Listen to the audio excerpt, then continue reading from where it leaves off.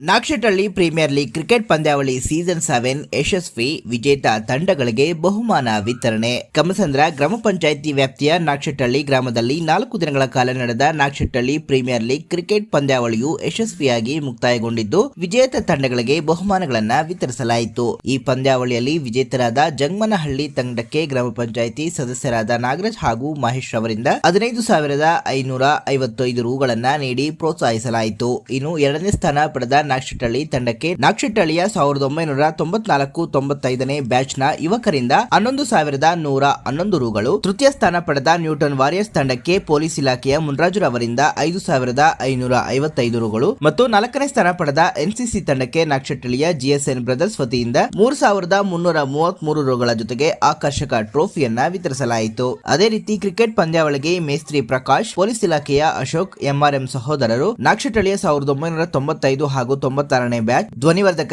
KBS Mahesh ಸೇರಿದಂತೆ ಇತರರು ಸಹಕಾರ ನೀಡಿದ್ದಾರೆ. ಇನ್ನು ಈ ಸಂದರ್ಭದಲ್ಲಿ ಕ್ರಿಕೆಟ್ ಪಂದ್ಯಾವಳಿಯ ವ್ಯವಸ್ಥಾಪಕರಾದ ಅನಿಲ್ ಕುಮಾರ್, ಗಂಗರಾಜು, ಚಲಪತಿ, ಶಿವ ಸೇರಿದಂತೆ ಗ್ರಾಮದ ಯುವಕರು, ಕ್ರಿಕೆಟ್ ಅಭಿಮಾನಿಗಳು ಮತ್ತು ಸಾರ್ವಜನಿಕರು ಇದ್ದರು. ಚಪ್ಪಾಳೆ ಮೂಲಕ ಎಲ್ಲ ವೀಕ್ಷಕರ ಸನ್ಮಾನ ಮಾಡ್ತಾ ಇರೋರು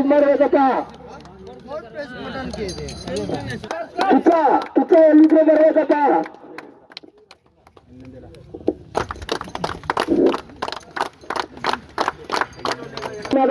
ಅವರು ಉತ್ಸಾಹದಿಂದ 4 ದಿನಾಲೂ ಇದ್ದಾರಪ್ಪ. ಇಲ್ಲೇ ಅವ್ರಿಗೂ ಸನ್ಮಾನ ಮಾಡಬೇಡಿ. ಲಾಸ್ಟಲ್ಲಿ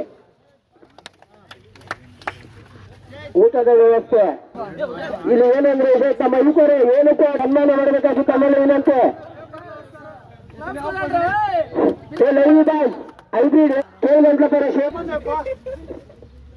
ಗಂಟೆ ಶಿವಣ್ಣ ಎಲ್ಲಿದ್ರೆ ವ್ಯವಸ್ಥೆ ಚಪ್ಪಾಳೆ ಮುಖಾಂತರ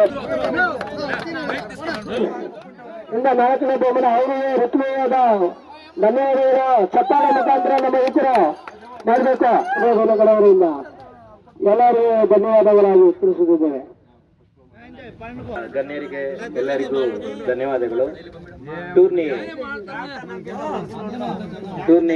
ಒಳ್ಳೆ ಸಕ್ಸಸ್ಫುಲ್ ಆಗಿ ನಡೆಸ್ಕೊಟ್ಟಿದ್ದಾರೆ. ಎನ್ಸಿಸಿ ಬಾಯ್ಸ್ಗೆ ಮತ್ತೆ ಎನ್ಸಿಸಿ ಅವರು ನಾಕ್ಷಟಳ್ಳಿ ಯುವಕರಿಗೆ ಎಲ್ಲರಿಗೂ ತುಂಬಾ ನಮ್ಮ ನ್ಯೂಟನ್ ವಾರಿಯರ್ಸ್ ತಂಡದಿಂದ ತುಂಬಾ ಹೃತ್ಪೂರ್ವಕ ಧನ್ಯವಾದಗಳು.